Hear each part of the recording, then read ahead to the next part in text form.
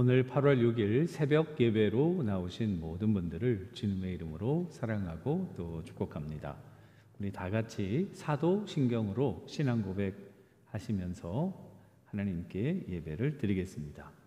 전능하사 천지를 만드신 하나님 아버지를 내가 믿사오며 그 외아들 우리 주 예수 그리스도를 믿사오니 이는 성령으로 잉태하사 동정녀 마리아에게 나시고 본디오 빌라도에게 고난을 받으사 십자가에 못 박혀 죽으시고 장사한 지 사흘 만에 죽은 자 가운데서 다시 살아나시며 하늘에 오르사 전능하신 하나님 우편에 앉아 계시다가 저리로서 산 자와 죽은 자를 심판하러 오시리라. 성령을 믿사오며 거룩한 공예와 성도가 서로 교통하는 것과 죄를 사하여 주시는 것과 몸이 다시 사는 것과 영원히 사는 것을 믿사옵나이다. 아멘. 우리 이 아침에 주님을 찬양하겠습니다. 찬송가 569장인데요. 우리 1절만 다 같이 부르도록 하겠습니다.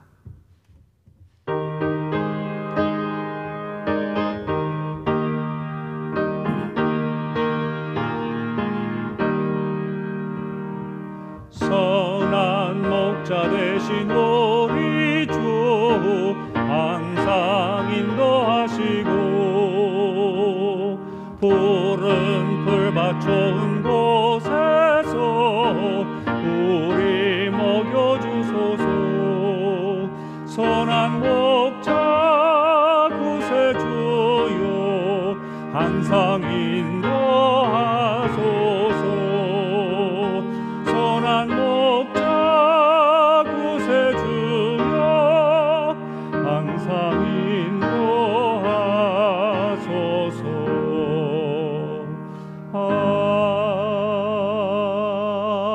아멘.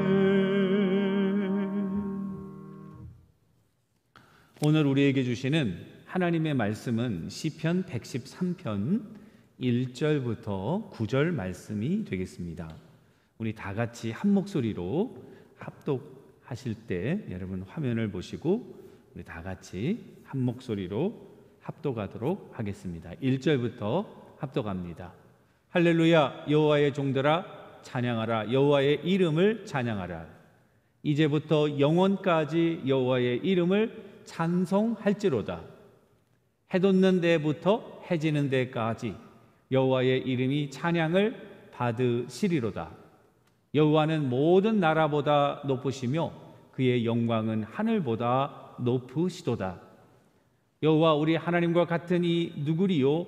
높은 곳에 앉으셨으니나 스스로 낮추사 천지를 살피시고 가난한 자를 먼지더미에서 일으키시며 궁핍한 자를 거름더미에서 들어세워 지도자들 곧 그의 백성의 지도자들과 함께 세우시며 또 임신하지 못하던 여자를 집에 살게 하사 자녀들을 즐겁게 하는 어머니가 되게 하시는도다.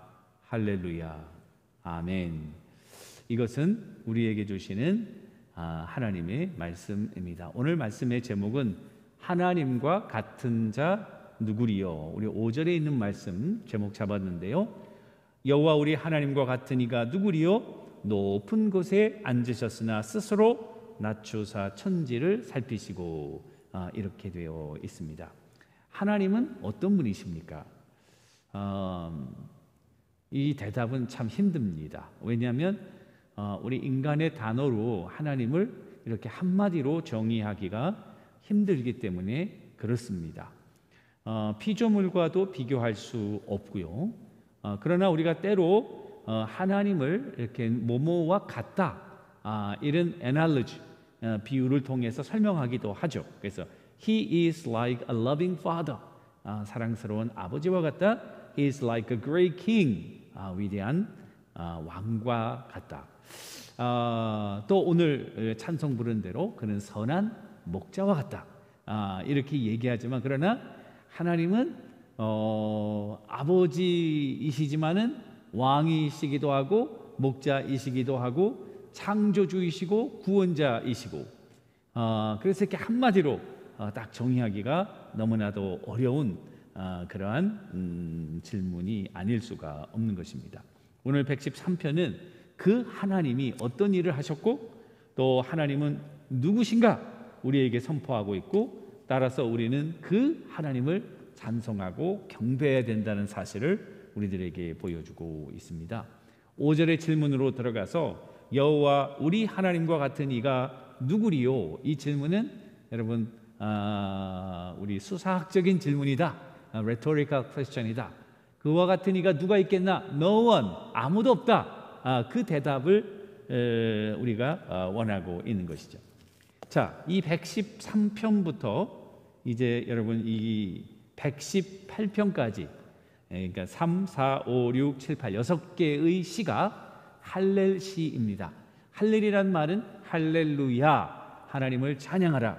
그래서 그 할렐 시의 연속으로 이 118편까지 되어 있고요. 이 노래는 세 절기에 이 노래들을 불렀습니다. 113편부터 118편까지. 첫 번째 절기는 바로 유월절이죠. 그래서 할렐 시의 유월절에 그들이 같이 식사하고 이 의식을 지내면서 이 찬송을 부릅니다. 예수님께서도 제자들과 함께 유월절 식사하셨죠? 그 최후의 만찬이 유월절 식사였죠, 여러분. 그 유월절 식사하신 후에 감람산으로 가시며 찬송하셨다. 그렇게 기록하고 있지 않습니까? 그 감람산으로 가시며 찬송한 찬송이 뭘까? 그것이 바로 115편부터 118편까지. 그래서 6개인데 전반 2개는 식사 전에 부르고, 그리고 전반 4개, 후반 4개는 식사 후에 부르고, 그러니까 113, 114, 5, 6, 7, 8 이 4개를 아마 식사 후에 제자들하고 함께 감람산으로 가시며 찬송하시는, 그러니까 이제 이 할렐 시는 6월절에 불렀던 그런 찬송이기도 하고요. 또 그 외에 The Feast of Dedication, 헌신의 축제, 그리고 The Feast of the New Moons, 세 달의 축제 등에 불려졌다고 알려지고 있는 것입니다. 자, 오늘 보니까 할렐루야로 시작하고 있죠. 영어 성경에는 그것을 번역해서 Praise the Lord, 하나님을 찬양하라, 이렇게 시작하고 있습니다. 할렐루야란 여호와를 찬양하라는 의미고요. 또 마지막에 보니까 또 할렐루야, 그러니까 처음과 마지막이 할렐루야로 되어 있다. 그리고 여러분, 여호와의 종들아 찬양하라, 여호와의 이름을 찬양하라, 찬양하라는 말이 1절에만 2번 들어가 있죠. 2절 보니까 이제부터 영원까지 여호와의 이름을 찬송할지로다, 또 한 번 들어가 있죠. 3절 보세요. 해 돋는 데부터 해 지는 데까지 여호와의 이름이 찬양을 받으시리로다, 3번 되어 있죠. 그러니까 이 시는 하나님을 찬양해야 된다는, 우리 인간들은 하나님을 찬양하라 명령령으로 우리에게 주어지고 있는 것입니다. 여기 보시면은 그 찬양하라는 말과 함께 누구를 찬양하냐? 여호와의 이름을 찬양하라. 1절에도, 그죠? 또 2절에도 보니까 여호와의 이름을 찬송하라. 또 3절 여호와의 이름이 찬양을 받으시려다. 하나님을 찬양하는데 하나님의 이름을 찬양하라는 거죠. 자, 히브리 사람들의 이름, 그 이름, 네임은요, 사실은 그런 우리는 그냥 미국적인 사고방식에서는 아무 의미 없이 그 사람의 그런 타이틀을 붙이는, 그래서 구별해서 부르기 위한 그런 이름이지만, 히브리식의 이름은 여러분 그 인생과 성격과 그리고 캐릭터 자체를 이렇게 대표하는 것이 이름입니다. 아브라함이나 사레나 모세나 또 다니엘이나 그런 이름들 말이죠. 야곱도 나중에 야곱에서 이스라엘로, 이 이름 안 바꿔도 되거든요. 이 이름을 바꾸는 의미는 뭘까? 그 인생이 바뀐 거예요. 하나님이 이름을 바꿔주신다, 그 인생이 바뀌는 겁니다. 그러니까 이 이름이라고 하는 것은 단순히 이렇게 태그를 붙인다라기보다는 그 인생 자체를 대변한다. 신약의 제자들도 하나님, 예수님이 그 이름을 다 붙여주셔서 시몬, 베드로다, 또 마가, 요한이라 이름들이 2개씩 있는 것을 우리들에게 보여줍니다. 한 사람에게 나쁜 이름을 지어준다는 거, 여러분 그 나오미의 2 아들들 말론과 기론, 시들다 그리고 병약하다, 이름 자체는 나쁜 이름을 준다는 것은 그 인생이 저주 아래 있다라는 의미와 마찬가지입니다. 한 사람에게 좋은 이름을 지어주는 거, 그는 그것을 축복하는 것과 다름이 없다는 것이죠. 여호와의 이름, 이 야훼인데요, 여호와를 여러분 이게 히브리 말로 하면은 자음만 4개입니다. 야훼라는 이름인데요, 그거를 말해 제호바라고 번역했지만은 이 야훼, 모음이 없는 자음만 야훼, 이 야훼라고 하는 이름은 사실은 하나님이 누구인지, 하나님이 어떤 분이신지 우리가 몰랐어요. 그렇지만 모세에게 처음 나타나셔서 자기 이름을 계시하며 출애굽기 3장 13절에 보니까 하나님이 모세에게 이르시되 나는 스스로 있는 자다. God said to Moses, I am who I am. I am who I am. 그러면서 하나님께서는 지금도 살아계시고 과거에도 계셨고 그리고 미래에도 계시는 I am who I am, 현재 진행형적인, 그리고 지금도 존재하고 계시는, 그런데 과거에도 존재하고 있는 그런 뉘앙스가 많이 있거든요. 마태복음 22장 3절에 보니까 나는 아브라함의 하나님, 이삭의 하나님, 야곱의 하나님이로다 하신 것을 읽어보지 못하였느냐? 하나님은 죽은 자의 하나님이 아니요 살아있는 자의 하나님이시니라. 그 야훼라는 이름요, 그 여호와께서 자기를 계시해서 이 피조물에게 창조주가 누구이신지를 알게 하는 그와 같은 굉장히 중요한 그런 이름이 아닐 수 없는 것이죠. 그 이름의 의미는 조금 요약해 보면 한 5가지로 요약할 수 있을 것 같아요. 첫 번째, 하나님은 인격적인 분이시다. God is a person. 인격적이다라는 것은 관계적이다. 여러분들이 펜을 아무리 좋아해도 펜과 프렌십을 나눌 수는 없습니다. 펜은 여러분들의 느낌이나 감정을 알지도 못하고 그의 생각을 전달하지도 못하기 때문에 그렇습니다. 우리가 좋아하는 물건들 다 달라요. 그러나 하나님은 물건이 아니란 말이에요. 모세에게 말씀하세요. 그리고 모세가 하는 말씀을 들으세요. 그리고 그 말씀을 받아서 또 말씀하세요. 이와 같이 서로 간에 의견을 교환하는 하나님은 인격적이고 관계적인 분이시다. 여러분, 관계를 형성하려면 감정이 있어야 됩니다. 어떤 사람이 감정이 없으면 이 관계가 안 돼요. 또 의지가 있어야 됩니다. 또 인격을 가지고 있습니다.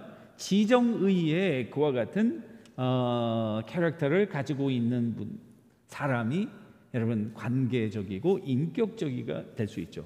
그런 면에서 하나님은 인격적인 분이시다. 우리와 교제하시는 분이다. 우리에게 찾아오셔서 말씀하시고 우리의 마음을 헤아리시고 우리가 듣는 기도를 들으시고 서로 커뮤니케이션하고 프렌십처럼 관계를 가질 수 있는 그런 분인 것을 우리에게 보여줍니다. 계시록 3장 20절 볼지어다 내가 문 밖에 서서 문을 두드리노니 누구든지 내 음성을 듣고 문을 열면 내가 그에게로 들어가 그로 더불어 먹고 그는 나로 더불어 먹으리라. 그 말 뭡니까? 여러분, 서로 함께 먹고 마시는 아주 깊은 인격적인 관계를 가지시는 분이라는 말이겠죠. 하나님은 God has a personality, 인격적인 분이시다. 첫 번째. 두 번째, 그는 자존자이시다. self-existent. 하나님은 시작과 끝이 없으십니다. 어디에서부터 시작하고 어디에서부터 끝나는 유한 존재가 아닌 영원부터 영원까지 존재하시는 그와 같은 분이기 때문에 그렇습니다. 우리가 누구를 알려면은 그 사람의 출신도 알아야 되고 자라나는 배경도 알아야 되고 또 그 사람이 좋아하는 것도 알아야 되는데 하나님은 알 수가 없어요. 왜? 오리진이 없어요. 어디로 끝나는지도 몰라요. 영원부터 영원까지 존재하니까 그 이전에 어떻게 존재하셨는지 우리가 알 길이 없다는 것입니다. 그렇기 때문에 하나님에 대해서 설명할 수가 없는 것이죠. 하나님을 아는 유일한 방법이 있어요. 그것은 우리가 공부를 하고 깨달아서 배워서 아는 것이 아니라 하나님이 자기의 택한 백성들에게 자기 자신을 계시하신다고, 그 계시하시는 한도 내에서 하나님을 압니다. 모세가 하나님을 만났지만은 하나님을 만날 수 있는 이유는 하나님이 자기 자신을 모세에게 I am who I am, 나는 스스로 있는 자다라고 계시했기 때문에 모세가 알 수 있는 것이죠. 하나님, 성경도 우리가 특별 계시라고 그러지 않습니까? 하나님에 대해서 알 수 있는 특별 계시도 마찬가지죠. 성경에 기록된 하나님의 그런 그 특성, 하나님의 성품, 그 한도 내에서 알 수 있는 것이고요. 그렇다고 해서 이 성경 전체가 하나님을 다 설명합니까? 그렇지 못하죠. 하나님은 이 성경으로 어떻게 설명할 수 있겠습니까? 설명할 수도 없고 그 컨테인할 수도 없는 그런 분이시죠. 그러니까 우리가 알 수 있는 방법은 하나님이 계시하시는 범위 내에서 알 수 있다는 사실입니다. 그래서 A.W. 토저라고 하는 사람은 이와 같은 이유 때문에 숫자도 계산할 수 없고 근원도 알 수 없고, 그러니까 과학이나 수학, 철학에 대해서 하나님을 부정하는 이유가 뭘까? 바로 이와 같은 하나님의 성격 때문이다. 오리진이 없어요. 알 수가 없는 것이고 수학 공식이나 인간의 논리로 설명할 수 있는 그 이상의 분이시기 때문에 우리가 과학을 공부하고 철학을 공부하는 그런 많은 부류의 사람들이 하나님의 존재에 대해서 확신하지 못하는 이유도 바로 그와 같은 이유라 그 말입니다. 그래서 저는 우리 창세기에 있는 천지창조의 역사도 그렇지 않습니까? 천지창조를 누가 보았나요? 그곳에 있었나요? 증거가 있나요? 아무런 증거가 없죠. 그런데 하나님께서는 태초에 천지를 창조하시니라. 하나님이 태초에 천지를 창조하셨다, 이렇게 선포하고 있는 것이죠. 따라서 우리는 잘 이해해야 됩니다. 하나님은 믿는 거예요. 하나님께서 계시해 주신 범위 내에 주어진 그 하나님을 믿는 거예요. 믿는 게 먼저 와야 돼요. 먼저 믿은 다음에 그와 같은 하나님을 창조주로 인정하는 관계 속에서 말씀을 읽어가며 하나님을 알아가는 것입니다. 반대로 하시면 안 돼요. 하나님을 다 알고 난 다음에 믿겠다, 이것은 불가능합니다. 여러분, 하나님을 알 수가 없다고 그랬죠. 하나님과 같은 자 누구리요? No one, 아무도 없어요. 본 사람도 없어요. 증명할 수도 없어요. 이성적으로, 논리적으로 설명도 안 됩니다. 어떻게 하나님에 대해서 알 수 있겠어요? 따라서 하나님을 아는 방법은 하나님께서 계시해 주신 그 범위 내에 하나님 자신을 믿는 거예요. 믿음에서 시작해요. 믿고 나서 아는 거예요. 알고 믿는 것이 아니라 믿고 나서 아는 것이다. 두 번째, 하나님은 자존자예요. 세 번째는 그는 자족자시다. self-sufficient. 하나님은 부족한 것이 없으신, 모든 것이 완벽하게 충만하신 분이시다. 하나님은 사람의 도움도 없이, 그리고 하나님과 사람과의 관계 속에서 어떤 것을 필요로 하고 있지 않습니다. 하나님은 그 자체로 성부, 성자, 성령, 삼위로 존재하시면서 완전히 영원하시고 완전히 자존하시고 완전히 자족하십니다. 하나도 부족한 것이 없어요. 그럼에도 불구하고 왜 인간을 창조하시고 그리고 인간을 통해서 영광을 받으시기를 기뻐하시는가? 이것은 우리와의 관계를 통해서 하나님이 기쁨을 얻으시지만은, 그러나 우리의 기쁨 때문에 하나님이 충만해지는 것이 아니라 충만하신 하나님이 우리를 통하여 일하시기를 원한다는 사실 자체가 우리에게 놀라운 은혜라는 것입니다. 그럴 필요가 없거든요. 그럴 필요가 없거든요. 그럼에도 불구하고 인간을 창조하셔서 하나님께서 기쁨을 얻으신 것보다 한탄하시고 후회하시고 징벌하시고 아프게 하시고 그런 역사, 이스라엘의 역사를 보면은 하나님의 선민으로 하나님을 기쁘시게 하기보다는 하나님의 마음을 아프시게 할 때가 더 많았잖아요. 그럼에도 불구하고 자기 선민을 통해서 하나님의 일을 계속 하시는 것은 이것은 하나님의 놀라운 은혜이다.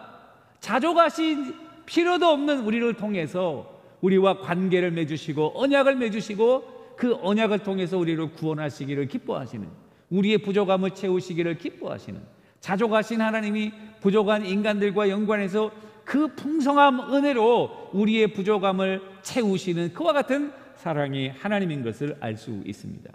세례 요한이 뭐라고 그랬어요? 속으로 아브라함이 우리 조상이라고 생각하지 말라. 내가 너희에게 이르노니 하나님이 능히 이 돌들로도 아브라함의 자손이 되게 하시리라. 이 돌들로도 아브라함의 자손이 되게 하시리라. 하나님은 다 하실 수 있어요. 이스라엘을 필요로 하는 것이 아닙니다. 이 돌들로도 아브라함의 자손이 되게 하실 수 있는 분이신 것이죠. 따라서 성경은 믿음이 없이는 하나님을 기쁘시게 못한다고 말합니다.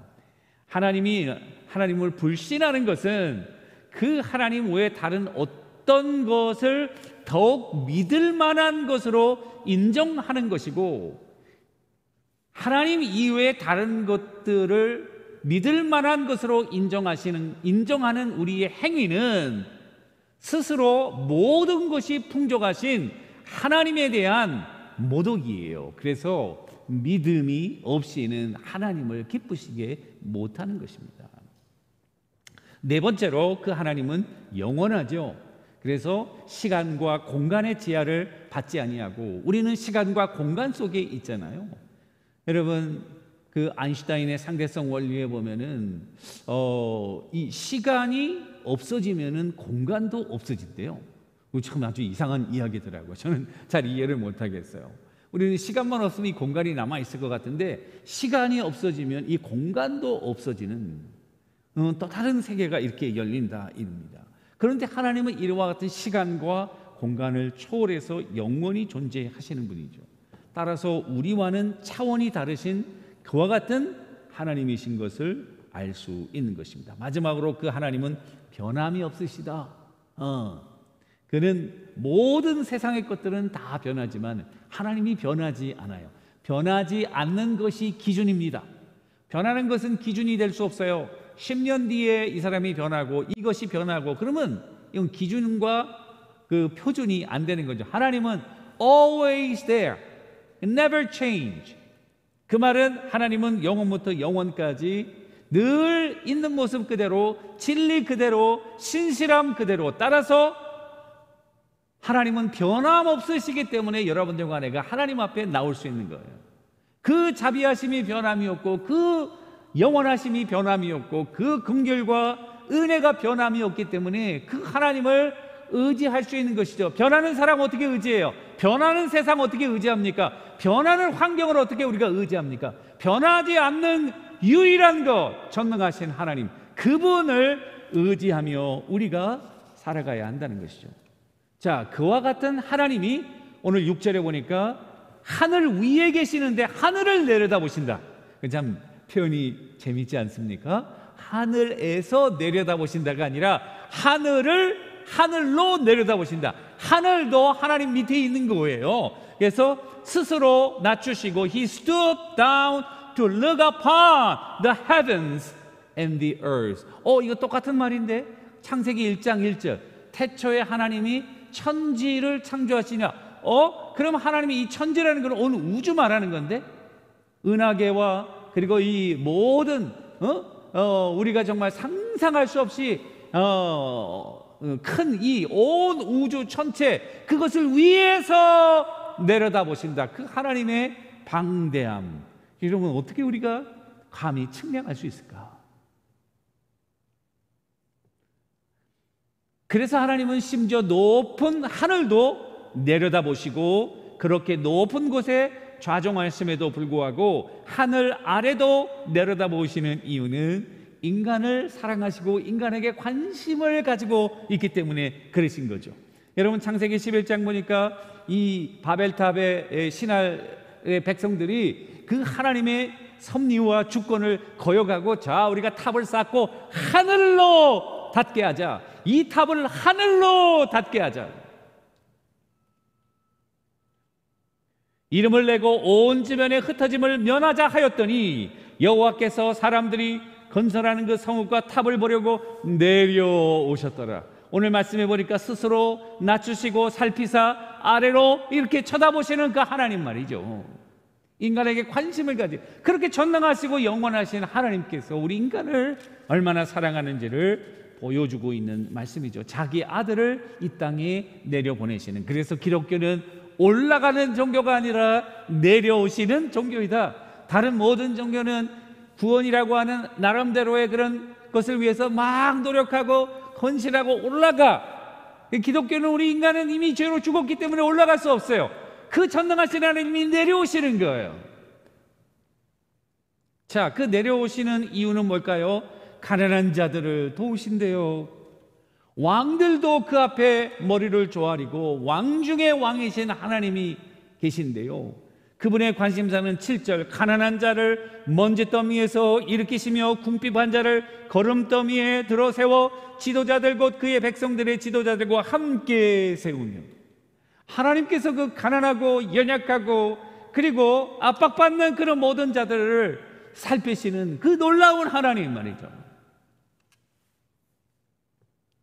그리고 잉태하지 못하는 여자들로 하여금 임신하는 기쁨을 주는, 너무나도 정말 세상 사람들이 봐도 무시할 만한 그런 일들에 관심을 가지시는 정말 높은 곳에 계신 이 전능하신 하나님, 그분이야말로 이런 대조적인 모습 속에 하나님 앞에 머리 숙여 조아리 엎드려 찬양하고 찬송하고 그 이름을 찬송할 수밖에 없는 것이죠. 여러분, 마리아가 그 수태고지 하는 장면 나오지 않습니까? 누가복음에 마리아가 가로되 내 영혼이 주를 찬양하며 내 마음이 하나님 내 구주를 기뻐하였음은 그 여종의 비천함을 돌아보셨습니다. 보라, 이제 후로는 나를 만세에 복이 있다 일컬으리로다. 이 가장 낮고 비천한 이 여인에게 찾아와서 하나님의 아들을 잉태하는 놀라운 소식을 전하는 그와 같은 연약하고 압제받고 가난하고 무시받는 그와 같은 자들을 극진히 살피시고 이렇게 세우셔서 지도자들과 함께 거룩하고 존귀한 자로 세우시는 그 하나님의 역사를 생각할 때 우리는 찬양하고 찬양하고 찬양하는 여호와의 이름을 높이고 이름 앞에 겸손히 무릎 꿇고 그 앞에 합당한 영광과 찬양을 올리는 이 가난하고 연약한 자가 누구이겠습니까? 바로 여러분들과 저 아니겠습니까? 우리 비천한 인생들이 아니겠습니까? 하나님은 자기의 백성들을 이름을 다 불러내시고 그의 어려움과 아픔을 다 하감하시고 여러분들의 가장 속에 깊은 고민도 아시면서 퍼스널하게 인격적으로 다가오시는 영원하시고 전능하시고 자존하시며 자족하시는 능력의 하나님, 그 하나님이 우리의 영원한 아버지가 되시고 우리의 영원한 킹이 되신다. 할렐루야. 만입이 다해도 그 하나님을 찬양할 수 없는 것이죠. 그래서 오늘 시편 저자는 이야기합니다. 할렐루야, 여호와의 종들아 찬양하라. 여호와의 이름을 찬양하라. 능하신 행동을 인하여 찬양하고 구원하신 하나님을 인하여 찬양하고 연약하고 비천한 우리를 사랑하시는 그 하나님을 찬양할지어다. 이와 같은 신앙의 고백과 찬양, 우리의 고백이 되어 하나님을 영화롭게 하고 하나님을 기쁘시게 합니다. 우리 삶의 진정한 기쁨과 진정한 권세를 행사하며 하나님의 축복의 통로가 되시는 귀한 믿음의 아들, 딸들 다 되시기를 주님의 이름으로 간절히 축원합니다. 기도하겠습니다. 하나님 아버지 감사합니다. 할렐루야, 여호와의 종들아 찬양하라. 여호와의 이름을 찬양하라. 이제부터 영원까지 여호와의 이름을 찬송할지어다. 해 돋는 데서부터 해 지는 데까지 여호와의 이름이 찬양을 받으시리로다. 우리의 삶에 다하는 그날까지 영광과 찬송과 존귀를 받기에 부족함이 없으신 하나님 아버지, 날마다 찬양하게 하시고 기쁨 가운데 찬양하게 하시고 슬픔 가운데 찬양하게 하시고 환경과 우리의 모든 상황을 초월해서 전능하신 하나님의 합당한 영광과 찬송을 올려드리는 우리 귀한 하나님의 자녀들, 그리스도의 종들 다 되게 하옵소서. 예수님의 이름으로 간절히 기도 올리옵나이다. 아멘. 하늘에 계신 우리 아버지시여, 이름이 거룩히 여기심을 받으시오며 나라의 마옵시며 뜻 하늘에서 이루어진 것 같이 땅에서도 이루어지이다. 오늘날 우리에게 일용할 양식을 주옵시고 우리가 우리에게 죄 지은 자를 사하여 준 것 같이 우리 죄를 사하여 주옵시고 우리를 시험에 들지 말게 하옵시며 다만 악에서 구하옵소서. 되게 나라와 권세와 영광이 아버지께 영원히 있사옵나이다. 아멘. 예배를 마쳤습니다. 감사합니다.